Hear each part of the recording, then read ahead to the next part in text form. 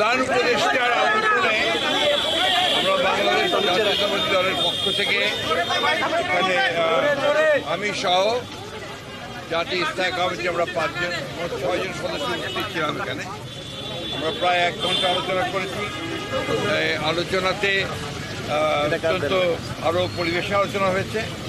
এই আলোচনাতে প্রধান যে বিষয়গুলো আমরা আলোচনা করেছি সেই মধ্যে প্রধান হচ্ছে আমরা নির্বাচন সম্পর্কিত বিষয়ে আলোচনা করেছি এবং নির্বাচনের সংস্কার বিভাগ কমিশন এবং আপনার নির্বাচন ব্যবস্থার সংস্কার সব কিছুগুলোই আমরা আপনার তুলে ধরেছি এবং আমাদের যে মতামত সেটা আমরা দিয়ে এসেছি। আমরা বলেছি যে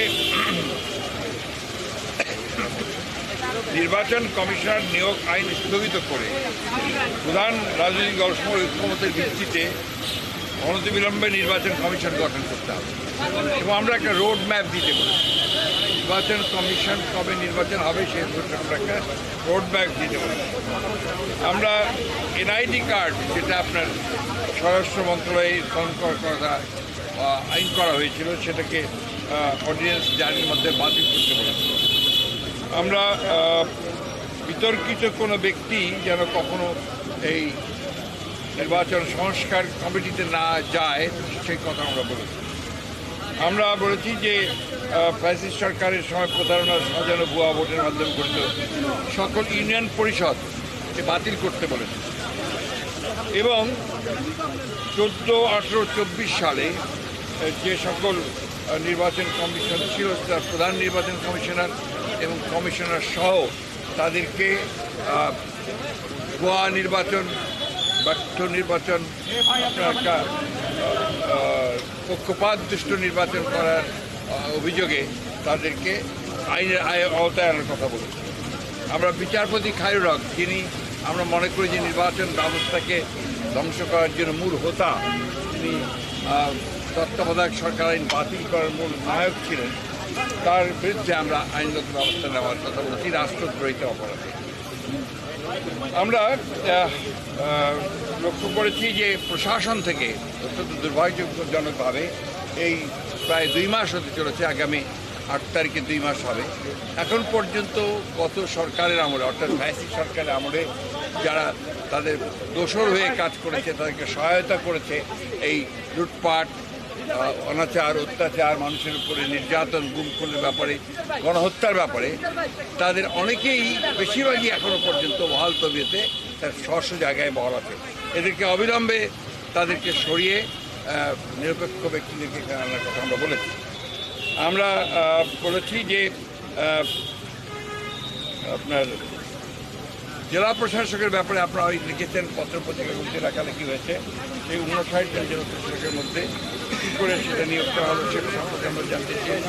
একই সঙ্গে যাদের বিরুদ্ধে অভিযোগ উঠেছে তাদেরকে নিয়োগ বাতিল করে দেওয়ার জন্য আমরা বলেছি। আমরা নতুন ফিট লিস্ট করার কথা বলেছি যোগ্য ব্যক্তিদের নিয়ে। আমরা চুক্তিভিত্তিক কিছু নিয়োগ বাতিল করার জন্য আমরা প্রস্তাব দিয়েছি। আমরা বিশেষ করে এই অন্তর্বর্তী সরকারের মধ্যেও 2-1 জন আছেন যারা অন্তর্বর্তী সরকার এবং যে গণঅভ্যুত্থানের বিপ্লবের যে মূল স্পিরিট সেটাকে ব্যাহত করছে তাদেরকে স্মরণের কথা বলেছি। আর আমরা যারা পদোন্নতি বঞ্চিত হয়েছে সরকারি কর্মকর্তা 15 বছর ধরে তাদেরকে ভূতাপেক্ষ পদোন্নতি নিশ্চিত করার কথা আমরা বলে এসেছি।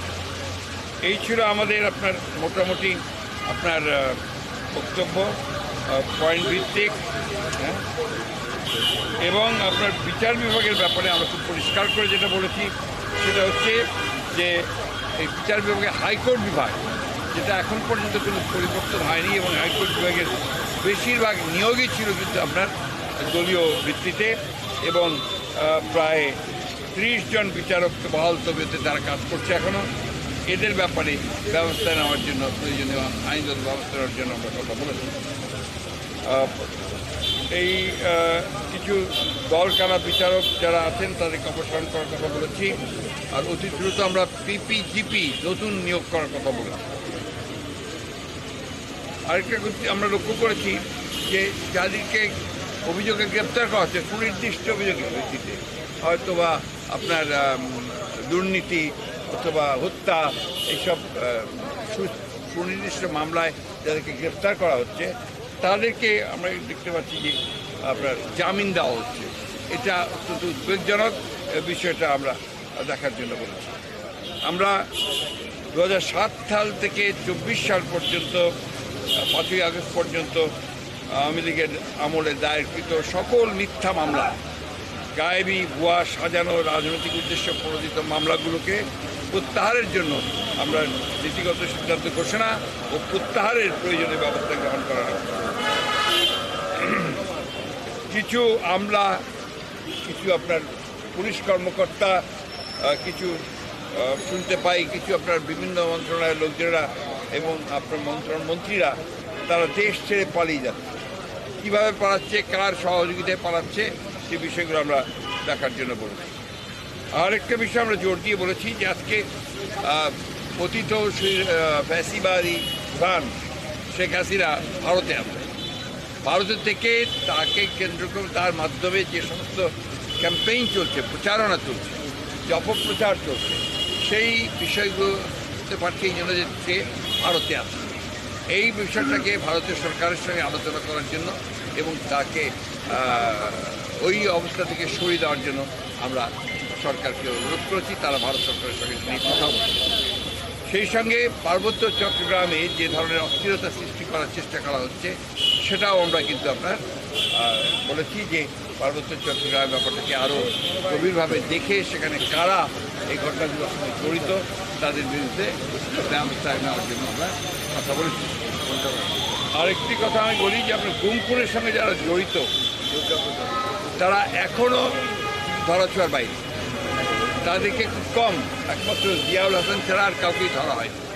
আমরা মনে করি যে অবিলম্বে দাবি জানিয়েছি যে অবিলম্বে তাদের সকলে চিহ্নিত করে তাদেরকে গ্রেপ্তার করা হোক ও তাদের বিরুদ্ধে ব্যবস্থা নেওয়া হোক। এবং জাতিসংঘের একটি দল এসছে এখানে, কিন্তু দুর্ভাগ্যজনকভাবে সেই দলটিকে যারা এর সঙ্গে জড়িত আছেন এই বিভিন্ন ডিপার্টমেন্টের, তারা তাদেরকে সেইভাবে সহযোগিতা করছে না। দ্বিতীয়ত হচ্ছে যে আপনার সম্প্রতি দুর্গা পূজাকে কেন্দ্র করে, সহজ উৎসবকে কেন্দ্র করে আপনারা লক্ষ্য করেছেন যে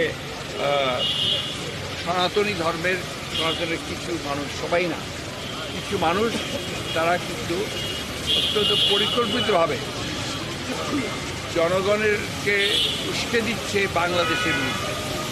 তারা অপপ্রচার চালাচ্ছে, কাজে হিন্দু কমিউনিটির উপরে এখানে অত্যাচার হচ্ছে, নির্যাতন হচ্ছে, এই ধরনের কথাবার্তা তারা বলতে যাচ্ছে, যেটা সর্বৈব এটা মিথ্যা। আমরা সবাই জানে, এটা আপনারা দেখছেন করছে।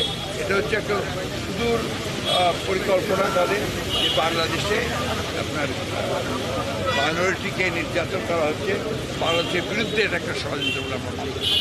এই কথাগুলো আমরা তাদেরকে অত্যন্ত গুরুত্ব সহকারে বিবেচনার জন্য বলেছি, তার বিরুদ্ধে প্রয়োজনীয় ব্যবস্থা গ্রহণ করাকে আমরা থ্যাংক ইউ।